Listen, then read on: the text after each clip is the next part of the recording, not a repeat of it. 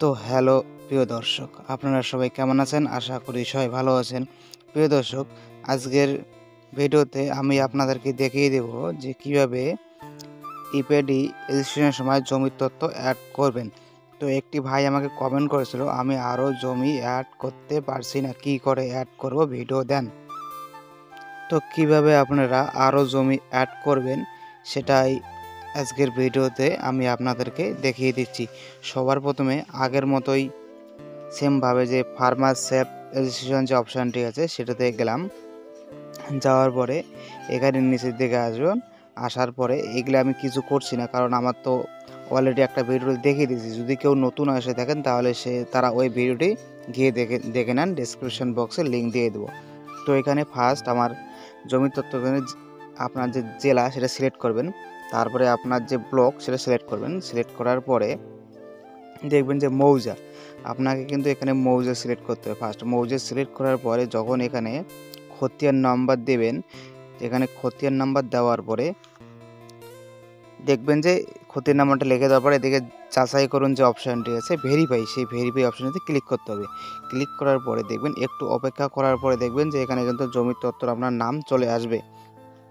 তো সেক্ষেত্রে দেখবেন যখন এটা চলে আসবে, এই যে খতিয়ান নাম্বারটি আছে এটাতে দুটো দাগ আছে, সেই দুটো দাগই কিন্তু এখানে চলে এসছে। একটা খতিয়ানে যদি 10টা দাগ পর্যন্ত থাকে, সেই 10টা দাগই কিন্তু এখানে আসবে।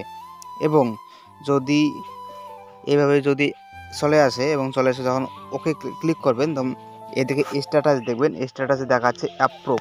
তো অ্যাপ্রুভ দেখালে আর কিন্তু এখানে যদি খতিয়ান নাম্বার আলাদা চেঞ্জ করেও দেন তবুও কিন্তু আর কোনো খতিয়ান অ্যাড হবে না। যদি এখানে অ্যাপ্রুভ না হয়ে নট অ্যাপ্রুভ আসে, সেক্ষেত্রে কিন্তু আপনারা আবার খতিয়ান নাম্বার অ্যাড করতে পারেন। এবং দেখবেন যে এখানে যদি খতিয়ান নাম্বার চেঞ্জ করে দেওয়া হয় তবু কিন্তু যাচাই করুন যে অপশানটি সেটা কিন্তু অন হয় না। তো এটাই বলছি যে কোনো একটি খতিয়ান, যে খতিয়ানে আপনার জমি বেশি আছে, বেশি দাগ নাম্বার আছে, সেই খতিয়ান দিয়েই অ্যাপ্লিকেশন করবেন। এবং যদি এখানে নট অ্যাপ্রুভ আসে, কোনো খতিয়ান নাম্বার দেওয়ার পর যদি নট অ্যাপ্রুভ আসে, তাহলেই কিন্তু আবার আপনারা অন্য খতিয়ান অ্যাড করতে পারবেন। যদি অ্যাপ্রুভ চলে আসে সেক্ষেত্রে কিন্তু আর কোনো খতিয়ান অ্যাড করতে পারবেন না, একটি খতিয়ান নাম্বার দিয়েই করতে হবে। যদি স্ট্যাটাসে অ্যাপ্রুভ চলে আসে সেক্ষেত্রে যদি আপনারা যে মৌজা চেঞ্জ করে দেন কিংবা দাগ নাম্বার চেঞ্জ করে দেন, কিন্তু কোনোভাবেই কিন্তু যাচাই করুন যে অপশানটি সেটা অন হচ্ছে না। যদি ওই অপশানটি অন হয় তাহলেই কিন্তু অ্যাড করা যাবে। এবং যদি এখানে স্ট্যাটাস অ্যাপ্রুভ চলে আসে সেক্ষেত্রে কিন্তু মানে যদি দাগ নাম্বার কিংবা মৌজা চেঞ্জ করেও দেন সেক্ষেত্রে কিন্তু যাচাই করুন অপশানটি অন হয় না। যদি অন হয় তাহলে কিন্তু অ্যাড করা যাবে, অন না হলে কোনোভাবেই অ্যাড করা যাবে না।